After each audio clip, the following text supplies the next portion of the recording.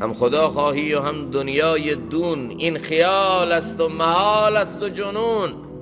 هم از اون طرف میخوای دنیا رو برای اینا میخوای، هم از اون طرف میگی خدا رو میخوام. اینا با هم جمع نمیشه. حضرت رسول اکرم صلی الله علیه وسلم صحابهشو با قاعده نصیحت میکرد: ایاک و التنعم، مواظب باشید دروازه تنعم، تناسایی، راحت طلبی رو به سمت خودتون باز نکنید. فان عباد الله لیسوا بالمتنعمین، چون اونایی که بنده های خاص خدا هستن اونا دنیا رو برای این تنعمش، تلذذش، راحت طلبیش برای اینا نمیخوان. اونا دنیا رو محل مجاهده میدونن، دنیا رو محل ساختن زندگی آخرت میدونن. جای زندگی نیست، جای زندگی درست کردنه، جای مجاهده است. یه فرصت ویژه است برای این که من به خیلی چیزها برسم، خیلی چیزها رو به دست بیارم. برای که از این نجات پیدا کنیم همین اخیراً از این زندگی، از این هیچی، از این پوچی، از این دور و تسلسلها، از این تکرار مکررات، از این زندگی که خور و خواب و سرور تو شده هدف، به خاطر که از اینا بیان بیرون. یه نسخه قشنگی حضرت استاد مفتی محمد تقی عثمانی اخیراً صحبت کردن، بسیار زیبا. ایشون میفرماد اول صبح که از خواب بیدار میشیم چند دقیقه با خودتون بشینید این فکر رو بکنید، بگید یا الله یه فرصت دوباره، یه روز جدید به من عنایت کردی، من رو لایق یک روز دیگر برای زندگی کردن دانستی و به من فرصت زندگی رو در این روز دادی. خدایا به من توفیق بده تو این روز بتونم طوری زندگی کنم که تو رو راضی کنم، طوری تو این روز که ممکنه تمام هم نشه. طلوعشو دیدم، ممکنه غروبشو نبینم. خیلی ها بودن تو دنیا اول صبح دگمه های پیراهنشون رو خودشون بستن، شب یکی دیگه دگمه های پیراهنشون رو باز کرد و حتنشون در آورد. تو قصال خونه ای جنازه شون رو شستن. خدایا امروز یه فرصت دوباره از جانب توه، یه روز جدیده، به من توفیق بده تو این روز طوری زندگی کنم تو راضی بشی، با زبانم، با چشمم، با استعداد و توان بشری خودم طوری زندگی کنم که تو راضی بشی، حقوق بندگان تو رو بتونم ادا کنم، دلی نشکنم، ظلمی نکنم، آبرویی نریزم، غیبتی نکنم، بلکه دنیا رو برای بندگانت قشنگتر کنم، برای راحت بندگان تو تلاش کنم، برای گرهگشایی از مشکلات بندگان تو حرکتی بکنم. از این طرف حقوق العباد، از این طرف حدود تو، و از این طرف اوامر تو رو بتونم خوب اجرا کنم. خدایا من ضعیفم. وقتی ما تو کلام خدا از ما اقرار میگیره ایاک نعبد و ادعاست، ما فقط تو رو عبادت میکنیم، پشت سر باید بگیم ایاک نستعین. خدایا تو مسیر تنها تو رو عبادت کردن احتیاج به استعانت از تو هم داریم، تو باید کمک رون بکنی. حالا اول خدایا توفیق بده این روز من مطابق رضایت تو زندگی کنم، حتی لحظه ای نافرمان تو نشم. و بعد خدایا تو این مسیر تو کمکم بکن، تو این مسیر رو برام هموار کن. این اول صبح این مراقبه رو، این فکر رو با خودمون بکنیم. بعد پایان شبم که میشه قبل از خوابیدن بشینیم یه محاسبه نفس کنیم. خب امروز یه روز از زندگی من تمام شد، امروز مرگ امروزه. خب و این روز دیگه به هیچ قیمتی بر نمیگرده، این روز پروندهش بسته شد و من فردای قیامت نسبت به لحظه این روزی که بر من گذشته باید در محضر الله تعالی جواب بدم. و ما یلفظ من قول الا لدیه رقیب عتید. حتی یه جمله دهنم در اومده باشه باید اونجا جواب بدم، خوب بوده، بد بوده، بجا بوده، نابجا بوده. من طول روز نافرمانی الله تعالی رو کردم یا نکردم؟ با چشمم، با زبانم، با گوشم آبروی از مسلمان، غیبتی از مسلمان، تهمتی کردم یا نکردم، حدود خداوندی رو شکستم یا نشکستم، الله رو ناراض کردم یا نکردم، غافل زندگی کردم یا نکردم. 5 دقیقه بشیم اینو فکر کنیم و بعد نسبت به خطاهایی که طول روز کردیم یه خورده استغفار کنیم قبل از خواب. 20 مرتبه، 30 مرتبه، 100 مرتبه استغفار کنیم بر کمی و کوتاهی که طول روز داشتیم، بعد بگیریم بخوابیم. حضرت استاد فرمودن کسی 40 روز همین عمل خیلی ساده رو 5 دقیقه صبح 5 دقیقه شب همین عمل رو تا 40 روز مداومت بکنه، فرمودن که من بهش قول میدم که بعد از 40 روز یک انقلاب و تحول بسیار بزرگ تو زندگیش میفته، زندگیش زیر و رو میشه، متحول میشه. اینی که مولانا اینجا میگه چون کنی پا را حیات دین گل است. ما که امروز حیاتمون از این آب و گل دنیا شده، این آب و گل دنیا برامون هدف شده، این شهوات دنیا برایمون آمال آرزو شده، این ضروریات زندگی برایمون مقصد شده، برای اینا داریم زندگی میکنیم، زندگی رو برای اینا میخوایم. نبی ما فرمودن اللهم لا تجعل الدنیا اکبر همنا ولا مبلغ علمنا ولا غایت رغبتنا. خدای دنیا رو هم مقام ما، فکر و ذکر ما، منتهای آرزوی ما نکن. خیلی بده که دنیا بشه کعبه اعمال، ولی امروز برای ما اینطوری شده، کعبه اعمال شده، مقصد شده. برای همین مولانا میگه چون کنی پا را حیاتت بین گل است.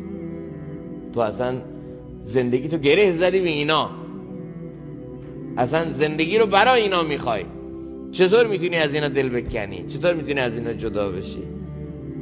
عرض کردم برای جدا شدن اینا این نسخه حضرت استاد مفتی محمد تقی عثمانی بهترین نسخه است. هممون انشالله این رو عمل کنیم تا 40 روز طبق گفته حضرت استاد اون تحول رو تو زندگی خودمون ببینیم انشالله. این حیاتت را روش بس مشکل است. میگه که کوچیدن از این زندگی، رها شدن از این پوچی و هیچی که الان تو در پیش گرفتی بس مشکل است، خیلی سخته. اینطوری هم خدا خواهی و هم دنیای دون، این خیال است و محال است و جنون. هم از اون طرف میخوای دنیا رو برای اینا میخوای، هم از اون طرف میگی خدا رو میخوام. اینا با هم جمع نمیشه. این حیاتت را روش بس مشکل است. این با این طریقی که تو داری زندگی میکنی خیلی سخته. ترسم نرسی به کعبه اعرابی که این ره که تو میروی به ترکستان از این مسیر اون مسیری نیست که به اون آمال و آرزوهای صحابه کرام اهل بیت ختم بشه. مسیرت غلطه، سبک زندگیت اشتباهه، درست زندگی نمی کنی.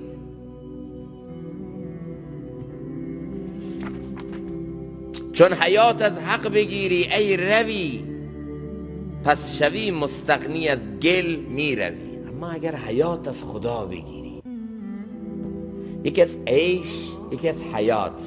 خداوند اون کسایی که فقط زندگی رو برای خوردن و خوابیدن و همین تن پروری میخوان، بهشون نمیگه حیات، بهشون میگه چی؟ عیش.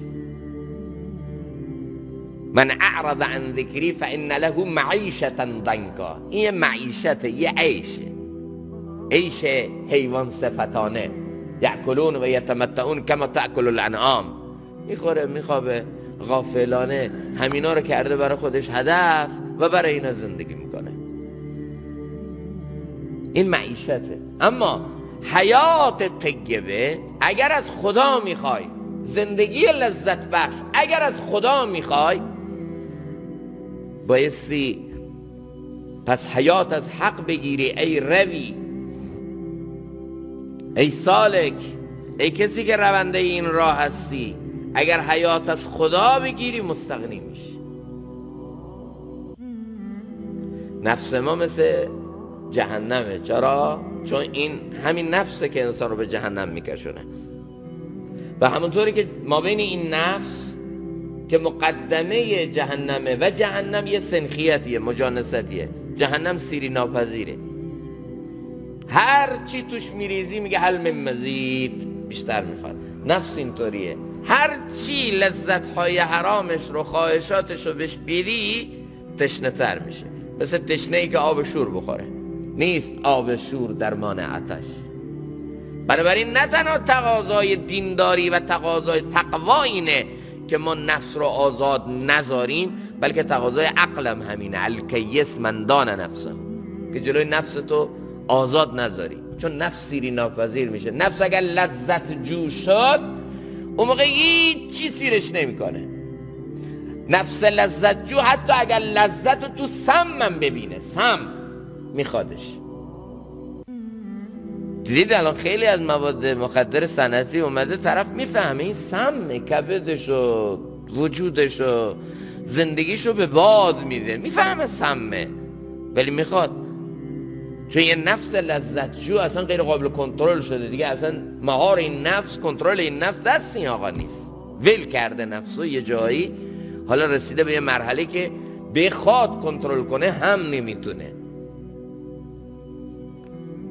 بنابراین جهنم سیر نمیشه. در حدیث آمده که الله تعالی یه تجلای ویژه بر جهنم میکنه و اون موقع جهنم میگه قاط قاط قاط، حالا سیر شدم، حالا سیر شدم.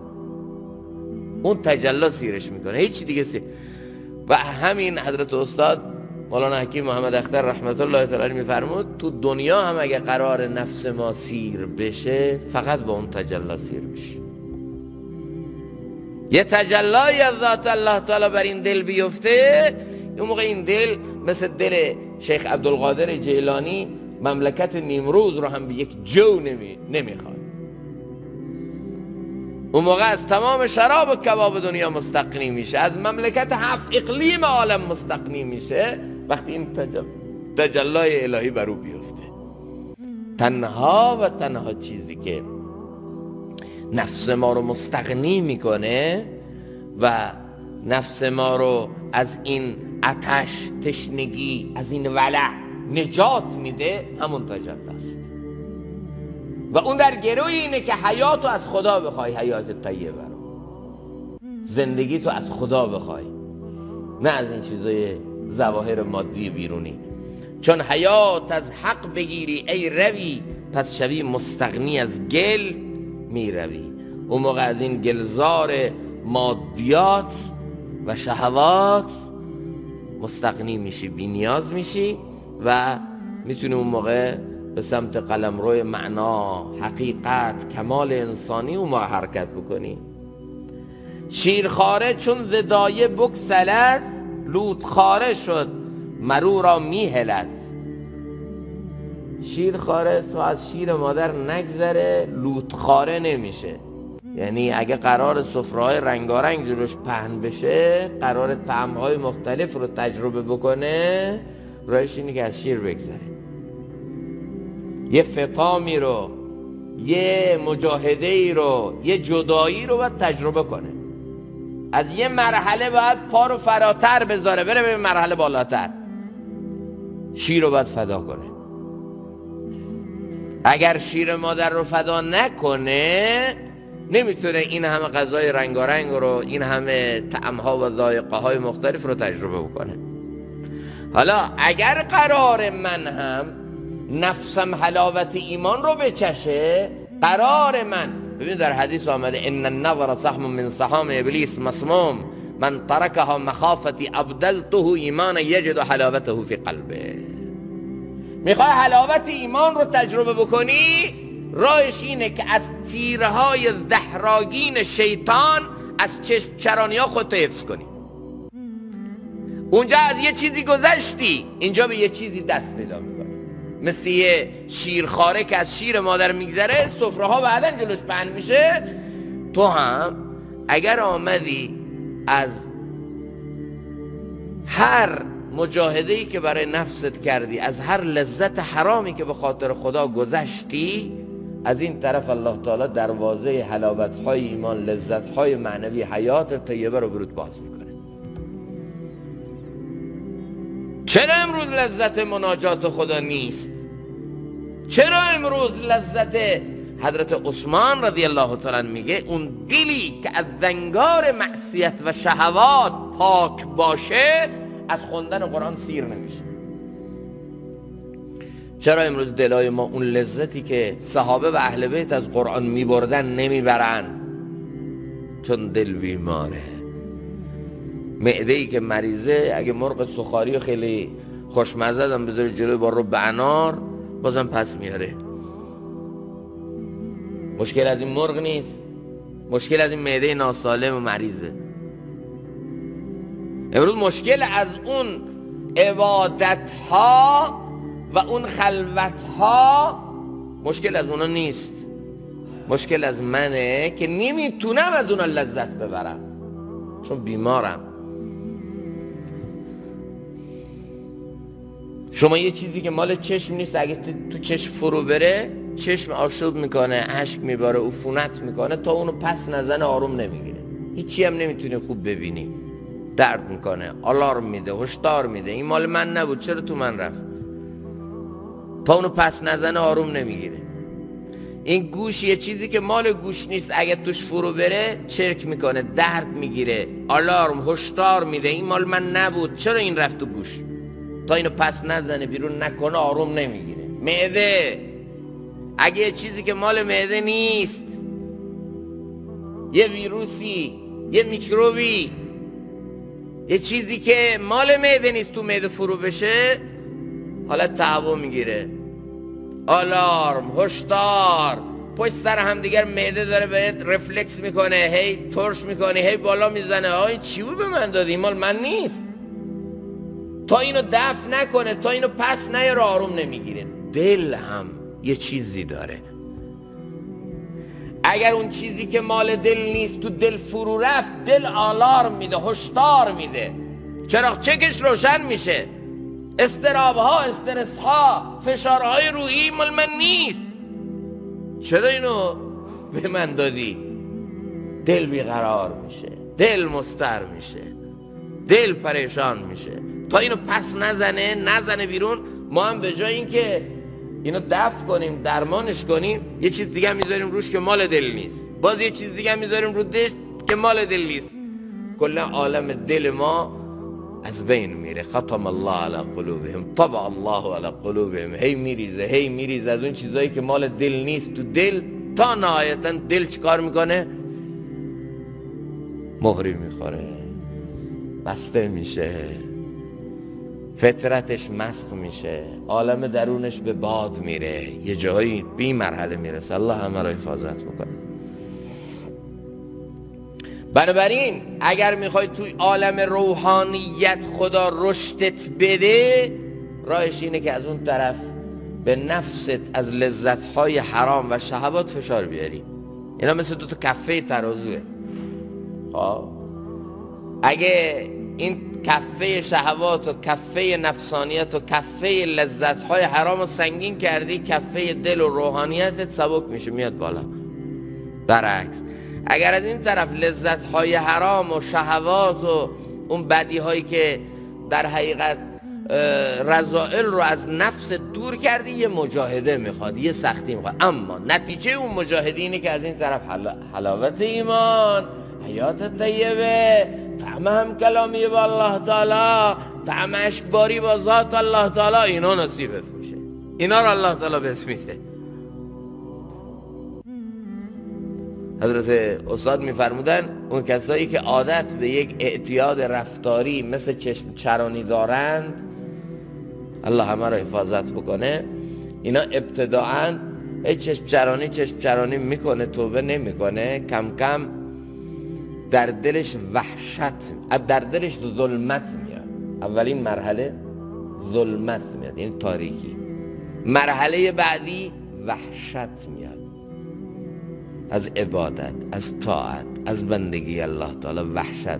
مرحله بعدی نفرت میاد و اینجاست که خدای نکرده ممکنه سوء خاتمه سراغ این فرد بیاد. این خاصیت گناه، خاصیت شهوات، خاصیت لذت‌های حرام همینه که اولی که تو اینا میری جلو، اول چی به بار میاره؟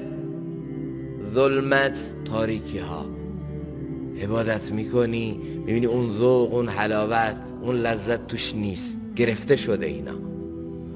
اول ظلمت، بعد به جای اینکه توبه کنه به خدا برگرده استغفار کنه این ظلمت رو دور کنه، نه، استمرار بر گناه، مداومت بر گناه میکنه. ظلمت تبدیل به وحشت، یعنی از نماز، از بندگی خدا، از اطاعت اوامر الله تعالی وحشت پیدا میکنه، فاصله میگیره. باز به جایی که توبه کنه، رجوع الله کنه، مصاحبت یک انسان نیک رو بکنه، تو مجلس‌های ایمانی و دینی بشینه، این وحشت رو دور کنه، نه، هی گناه بر گناه، مداومت بر گناه، نهایتا وحشت تبدیل به نفرت. و این مرحله دیگه مرحله بسیار خطرناکی، الله خودش حفاظت کنه. تو این مرحله ممکنه سلب ایمان هم باشه، مهر خوردن بر دل هم باشه.